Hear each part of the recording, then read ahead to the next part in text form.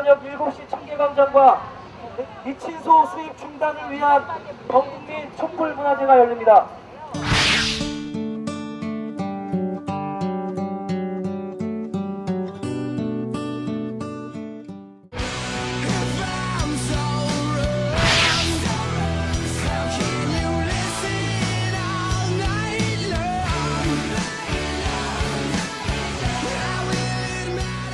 네, 경찰은 촛불 시위를 불법으로 규정하고 관련자들을 사법 처리하겠다고 경고했습니다.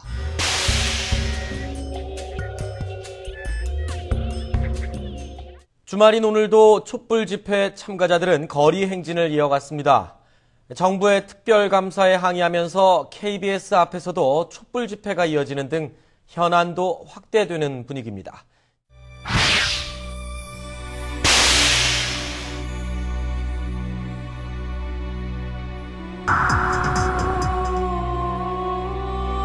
캄캄한 산중턱에 홀로 앉아서 시가지를 가득 메운 촛불의 행렬을 보면서 국민들을 편안하게 모시지 못한 제 자신을 자책했습니다.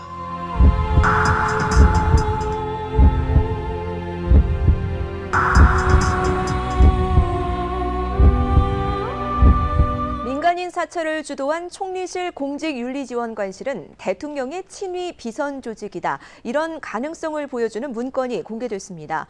문건은 먼저 전 정권 인사들의 음성적 저항 등으로 대통령의 국정 수행이 차질을 빚고 있다며 공직기강 확립을 위해 지원관실을 설치했다고 설명했습니다. 지휘 체계로는 국무총리가 통상 업무를 지휘하되 특명사항은 VIP, 즉 대통령에게 충성하는 친위 조직이 비선을 통해 총괄 지휘하는 방안을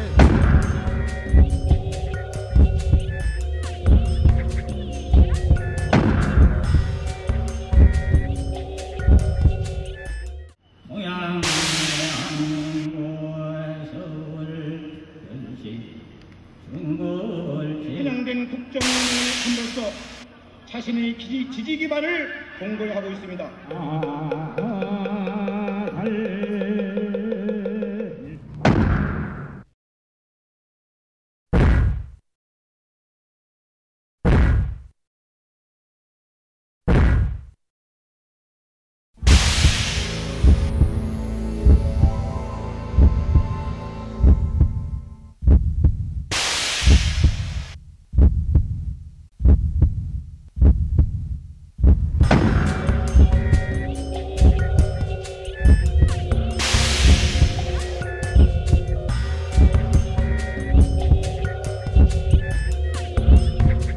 그런데 김종익 씨가 2008년 5월 자신의 블로그에 이른바 쥐코 동영상을 올리면서 불법 사찰이 시작됐습니다.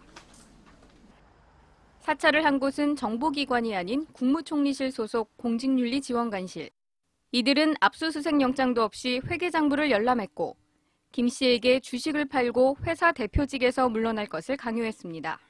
총리실 공무원들은 김 씨의 신용카드 사용 내역 등 개인정보까지 마음대로 조회했습니다. 저는 정말 이해가 안 됩니다. 저가 왜 이렇게 분석되고 조사되어야 하는지 정말 소름이 끼칠 일 아닙니까? 부실 수사에 대한 질타가 이어졌지만 2010년 11월 들어 청와대 주도로 G20 정상회의 홍보가 대대적으로 진행되면서 민간인 불법 사찰은 주요 언론에서 사라졌습니다.